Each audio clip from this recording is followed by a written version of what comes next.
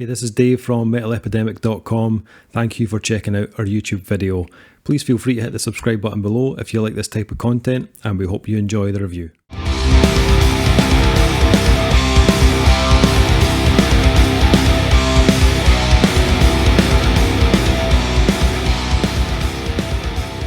What's up guys, Dave here from Metal Epidemic, back with another album review, and for this review Duncan Kyle and myself have been checking out the new album from Italian Melodic Doom Metal band Shores of Null. The band's new album Beyond the Shores, On Death and Dying will be released on November 27th via Spikerot Records. So, album number 3 from Shores of Null, and I thought this might be an interesting one to discuss. Is it a little different in that this album is a single track that lasts almost 39 minutes. And we've reviewed a few Doom albums, in particular that have, fairly long run times and are, made up of only 4 or 5 tracks. But this one kind of intrigued me. I was interested to see how this one track would play out, and also if the band could pull it off. I don't imagine it's something that is that easy to do from a recording point of view. Firstly, unless they did it in sections. Ooh, don't know. Don't undermine yourself now. Don't you had a through train there. You were rolling with it. Don't start picking it apart. Fuck. Yeah, and it's 39 minutes long. So 39 minutes is it's a long time to keep someone's attention without a break. So that was also going to be an interesting factor. Also said in the press release that this album would portray the band's ability to go off the beaten path and write their ultimate Doom manifesto. Ooh, manifesto. Yes, bold words. So, Shores of Null, if you've never heard of the band, they are a 5-piece band, started in 2013. And it looks like this is, the original lineup. I don't think there's been any changes since their inception, which is it's a bit of a rarity nowadays. Either of you guys heard of Shores of Null before? Negative. Not even once. Not even once, Kyle says. Until you mentioned them now, that is one. Yeah, once. Until then, null. I definitely, I had heard of them, and I'm pretty sure I've heard something of theirs before. I definitely recognise the name, but I couldn't have named any of their releases. But I was keen to check this one track album out. What's your thoughts on one track album? Is that something that would usually intrigue you, Duncan? No. No. I know that you are persuaded by Meshuggah, let's be honest. You're persuaded by the long form song. I think it depends how it's done. I think it's, for the most part, to me, feels like a gimmick. In that, if you are struggling to write a song within 12 minutes, there's issues. I mean, because if you're unless you're writing it for a specific purpose, if this is written for a movie or written for a computer game or whatever for a specific theme, then that works. And conceptually, it would work with a concept idea, right? But if it's just we're writing a single and we are, once again, I don't want to pick on Meshuggah, but I didn't really like that release that they did where they were like, oh, here is I and it lasts forever, and I was listening, I was like, technically it's a marvel to listen to, not an enjoyable listen, if I'm honest. There's a reason bands like that thrive with having songs start and finish. It's like you have a clear point to say, right, let's move on to the next song. It was interesting. I come to this one skeptically because when you gave us the heads up, we're doing a review of the one-track album, I was like, oh no. And then you told me the genre, and I was like, oh no. Because it comes. I don't know how it comes up on your stuff, and I don't read the press, but on iTunes after loading it comes as Blackened Gothic Doom. Right. as the genre that this band comes up under in iTunes. So I was like, oh, this could be the one way or the other. There isn't really the Blackened element that is kind of alluding to here. It is a gothic doom sounding band. Surprisingly, I really enjoyed this. And it's mostly because, and you may have spoiled this for me, it does sound like an album. Like, it does really. There are clear sections of 4 or 5 minutes of a track, and then it goes off in a different direction and a different movement, so to speak, and then does a bit there, and it doesn't necessarily have a repetitive motif that plays all the way through it. It does revisit certain chord structures and certain melodies for sure, but it's not necessarily a verse to chorus interlude and an augmented verse now, but back to, doesn't follow that format, and as a result, it just felt like a album which had maybe about 4 or 5 songs on it, and the instruments just rang out in between each song into the next part, and so it felt more like movements would be the word I'd describe it. But it was well produced. I really liked the production on this one. Tons of atmosphere. The heavier elements worked for me. Loved the work on the guitar. The melody is beautiful. Really, really nice melodies in this one. And overall, surprisingly, it kept my attention for the full 38.5 minutes that it runs. So much so that when it finished, I went right back and hit play again and listened to it from start to finish again. Right the way through, and then right the way through again. There was enough going on here. Now, do I think they could split up these individual movements into tracks and just do it that way? Yes. So I'm still leaning towards the idea of this feels a bit gimmicky. But the quality of the songwriting, the production and the musicality on the track are brilliant. So yeah, I really enjoyed it. Interesting. Kyle, what did you think of this? I mean, a 38-minute track is always going to be a hard sell for me. It's like, you want me to give up 38 minutes of my life in one track? This better be fucking life-changing. Life-changing it wasn't, but it wasn't half bad either. So, okay. I mean, it was not what I expected it to be, considering it said Doom. I expected slow, long, or interesting, very heavily distorted or fuzzed up guitars and stuff, but it wasn't. It was more goth than that, and I actually quite enjoyed that. It was more melodic than a lot of stuff, and it was definitely a few songs chopped up into sections that they glued together for 38 minutes, which I thought was bullshit. And just put out a fucking album of songs. Jesus Christ, you just want to use the Doom genre, don't you? And then I mean, it felt like almost a gimmick. It was just like you said, just felt like you could have put this into an album format and it would have worked just as well if you had mixed all the songs into each other and everything. It would have been probably better, because then you can skip to the bits you want. That's how people work, I guess. But anyway, from a production standpoint, it was really, really good. And I thought, this seems a bit familiar. And I looked at who did it, and it's a guy I know called Marco from Italy. And I was like, oh, fuck, that's awesome.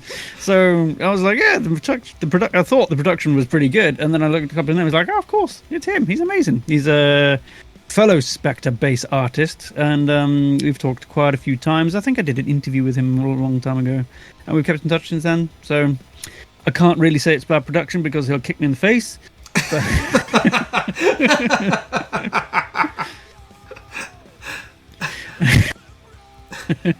no, he actually does have a real good talent for like finding a mix and a sound and a production that fits the band and what they sound like and how they sound. So he won't like go. He does a lot of death metal and stuff, and maybe not hardcore, but death metal and the heavier stuff. And he has left that all behind here. He hasn't like beefed up the guitars until they're ridiculously heavily distorted or anything like that. He's very good at finding stuff. So I think the production on this was really good and it fits them really well. You were right, they touched on some melodic and chord structural themes here and there and came back and revisited stuff, but it did still feel like a bunch of songs glued together. And the guest spots, I thought, they had quite a few guest artists, 2 or 3? I don't remember who they are, but I thought, yeah, that's pretty good, getting guests to like try and, not break it up, but keep it interesting throughout the almost 40 minutes of playtime. But I don't know, they should have peppered it out a bit more, so it's like it does feel like this guest was on this section, which could be a song, and they didn't. The female vocalist was really good. They should have kept her in like different operatic parts or something throughout the whole thing, it would have felt like more of a 38-minute track instead of 4 or 5 cut up. And but I mean, that's just my opinion. But I think if they'd have done something more like that, this would have worked a lot better. So I actually came into this thinking I would fucking hate it. I was like, 38 minutes? You got to be kidding me. The last one-track album I liked was No Effect with their 15-minute thing. I can't remember what it's called now. That was great. Okay, cool. And that was how many years ago? That came out 20-something years ago. Yeah, a while ago. Yeah. So I'm like, yeah, that's not really my thing. But this, I did listen to it a couple of times all the way through. I skipped around once, I think, on my third listen, and I was like, okay, yeah, I've got enough out of this. And but it works. It does in a way. But I still think they should have cut it up and just released it as an album format, because the Doom thing doesn't really follow through for me. Okay. So yeah. Okay. I'll start off with the stuff I liked. I really enjoyed. I thought the melodic vocals in this were great. And I think the vocals in general are pretty good, but in particular, I really liked the tone of David on vocals. His melodies are really nice, very soothing on the ear to listen to. He's got a very smooth voice. I liked a lot of the gothic type melodies he picked throughout this piece. He also adds in some kind of deathy growls on occasion, which were okay. Nothing I would say was extraordinary, but I saw the advantage of having them and adding a bit of dynamic into the mix and to kind of accentuate some of the heavier parts on the release. But I did far prefer his clean tone. Lyrically, this is about death and dying. The clue is in the title of the release, and I'm really glad that the promo that we received came with the lyrics. I thought this was excellent. I really enjoyed reading the lyrics as I was listening to the album. I thought it was a huge benefit having them to kind of understand what each part of this 38 and a bit minute track was about, and it kind of gave me more of a journey type feel to this release. It didn't feel like mixed or chopped up at all to me. I understood why the music was taking certain turns, why all of a sudden it would get really dark and gloomy, or why the track picked up in pace or heaviness. So I'd say if you're planning on checking this out, I would 100% recommend reading the lyrics as you listen to it. It definitely gave me more of an understanding as to why it took the kind of route it did. And musically, as you guys have said, it's pretty varied for the 38 minutes. Not as varied as like Doom can be. It kind of weaves in and out of passages of melodic doom. There's a bit of death metal in there, a lot of kind of gothic tones. There was a little hint of Red Moon Architect at times, which we've just reviewed their album recently. Although I think this is done far better than that album. I found this a lot more engaging for me. And Shores of Null also had that kind of blend, as Kyle mentioned, the male and female vocals during this track, and I thought they really nailed it on that. The two tones really worked well together. Production-wise, now you need to be honest here, even though Kyle is friends with this person. I'm sorry to Marco. Sorry, Marco. I'm turning to Kyle here. It was the production was okay. It didn't wow me at all. I thought it was everything was quite nicely balanced in terms of the clarity of the album, but I did feel like the guitar parts could have been a little bit more weighty. That I just didn't like when the heavy bits came in. It just didn't land with a lot of impact for me, and I think that slight change would have probably raised my enjoyment levels of the album. But it's a very personal preference, to be honest. It's not a bad production. I just felt like the guitars could have been a little bit more forefront in the mix, just in those kind of heavier parts. But for the most part, I think this is a fairly well executed release. I liked the theme. I thought the delivery was good in terms of the musicianship. I really liked, as I said, the melodic vocals and the lyrics. Just on the kind of negatives for me, the production could have been a wee bit more impactful at times. And there's nothing here I haven't heard done before by other bands. It's not, like a kind of groundbreaking album, but I did enjoy. I actually quite like this kind of idea of the one track with 38 minutes. And because I was reading the lyrics, I kind of got the whole kind of journey of it. They do it to a pretty good standard. So I did enjoy this one. What are we thinking rating wise for this one? Duncan, what did you give this album from Shores of Null? 3.5. Like I say, I like the sound, I like the execution. I do kind of feel... it feels gimmicky. I think maybe if I'd had the experience you had with if I'd read the notes, which I never do, I think I would have probably followed through. But even what you were describing to me feels like different acts or movements in in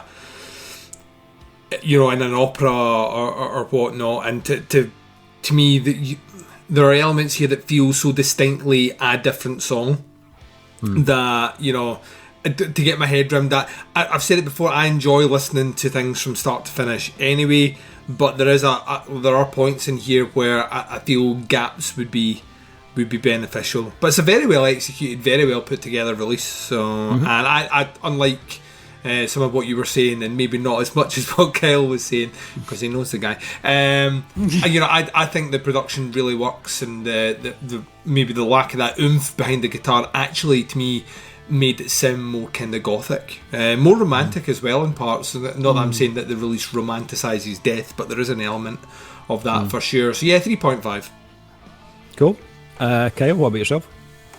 I'm going to give it the same 3.5. Yeah, a lot of the same stuff. Just the whole glued everything together thing. It didn't work all that well for me. But I mean, the songs were good, if you can call them songs. Movements were good, and the guests were good, and the production was good, and the tones were good. Yeah, maybe the guitars could have been a bit more heavy, but I mean, that's their band and that's their vision, and it worked for them. So, yeah, 3.5. Yeah, I'm the same. Yeah, 3.5 for me as well. Yeah, right across the board. I did enjoy it, although I had certain issues with certain parts of the release. I did enjoy it for the most part, and I would recommend checking it out. This album drops on November 27th. It's called Beyond the Shores, On Death and Dying. It's out on Spikerot Records. If you want to check out the band, facebook.com/Shores of Null. I'll put a little link in the description below. And thank you once again for checking out our review. Much appreciated. We'll be back with another review very soon, but until then, take care. Speak to you soon. Bye, everyone. Bye.